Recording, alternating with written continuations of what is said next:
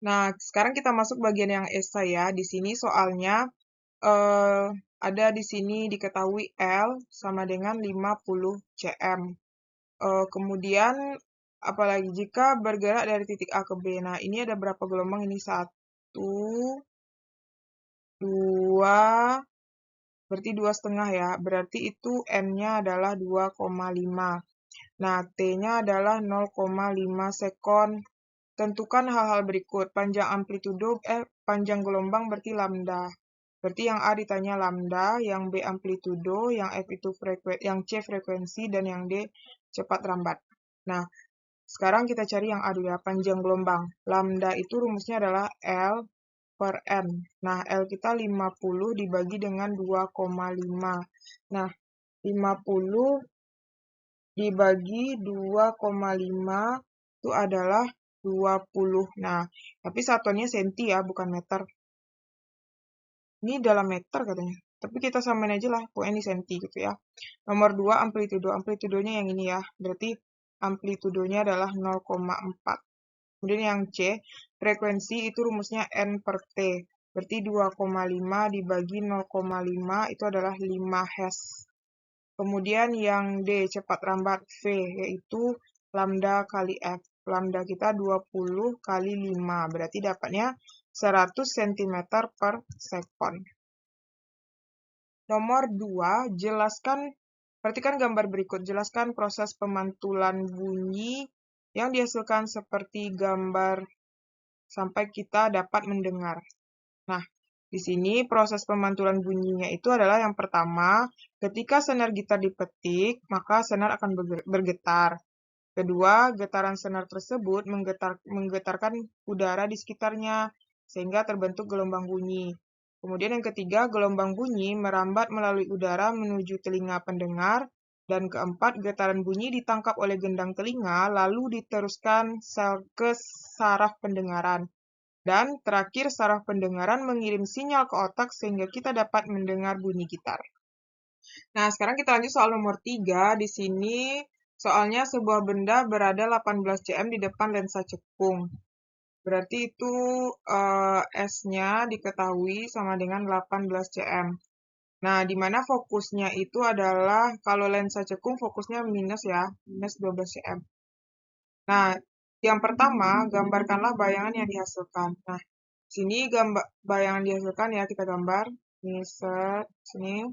Kemudian nanti dibiaskan, sini. Nah, ini ke titik fokus ya. Nah, kemudian sinar kedua kita pakai yang ketiga. Garisnya, ini bagusnya pakai ini ya, bikinnya. Pakai apa? Pakai penggaris. Supaya lurus gitu ya. Kan kakak nggak pakai penggaris nih. Nah, berarti nanti bayangan yang terbentuk itu adalah yang ini. Nanti adalah bayangan ya. Nah, jadi di situ udah terbentuk bayangan. Oke, kita cari nomor 2 lagi ya. Berapakah jarak bayangan dengan benda? Berarti yang ditanya S aksen. Nah, rumus yang kita gunakan itu adalah 1 F sama dengan B ya. 1 S ditambah 1 S aksen. Berarti 1 F-nya kan 1/-12 sama dengan 1/18 ditambah 1 S aksen. Berarti 1/-12 dikurang 1/18 sama dengan 1 S aksen. Nah, berarti ini kita samakan penyebutnya 36. 36 bagi 12, 3. Berarti min 3. Ditambah 13 bagi 18 itu adalah dikurang ya. Dikurang 2 sama dengan 1 S aksen. Berarti min 5/36 sama dengan 1 S aksen. Berarti S aksen sama dengan 36/5. Yaitu 7,2 ya, min 7,2 cm. Nah, kemudian yang C-nya lagi. Sebutkan sifat bayangan. Nah, sifat bayangan pada lensa cekung itu mirip sama dengan cermin cembung.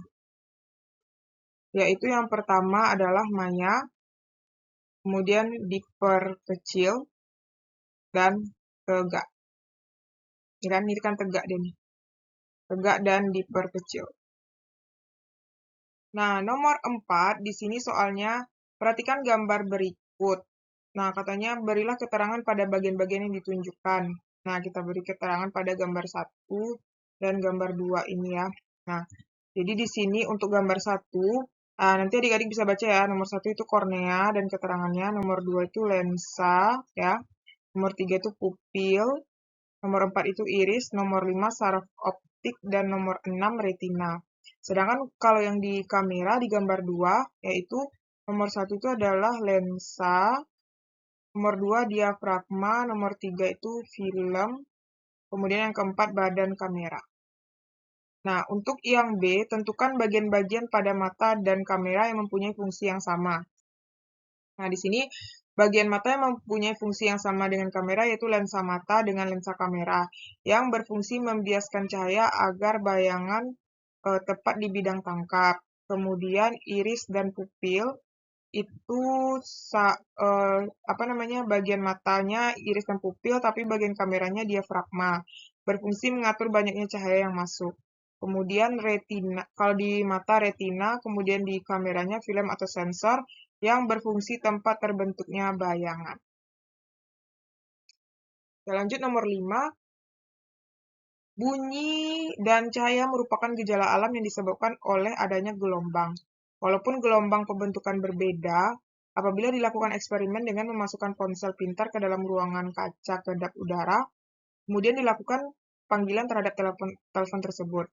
Ada panggilan ponsel dalam posisi on dan volume maksimal.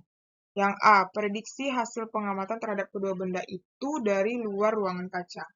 Nah, jawabannya yang A itu, prediksi hasilnya itu pengamatan dari luar ruangan kaca kedap udara, kita dapat melihat ponsel itu menyala. Jadi layarnya kelihatan, tetapi tidak dapat mendengar bunyi gitu. Jadi kita bisa melihat tapi nggak bisa mendengarnya gitu ya. Kemudian yang B, berilah alasannya. Nah, alasannya itu yang pertama, cahaya itu dia tidak membutuhkan medium untuk merambat ya. Jadi cahaya di layar ponsel masih dapat keluar melalui kaca karena cahaya dapat merambat melalui medium transparan seperti kaca atau dia disebut bisa juga dia merambat tanpa medium. Ya, dia tidak butuh medium gitu. Nah, yang kedua, kalau bunyi tidak dapat didengar karena bunyi memerlukan medium untuk merambat. Jadi, kalau pada ruang kaca kedap udara tidak ada udara sehingga gelombang bunyi tidak dapat merambat keluar. Jadi nggak ada mediumnya, jadi nggak bisa lewat dia gitu. Oke? Jadi kalau misalnya gelombang cahaya itu disebut gelombang elektro, kalau gelombang bunyi disebut gelombang mekanik.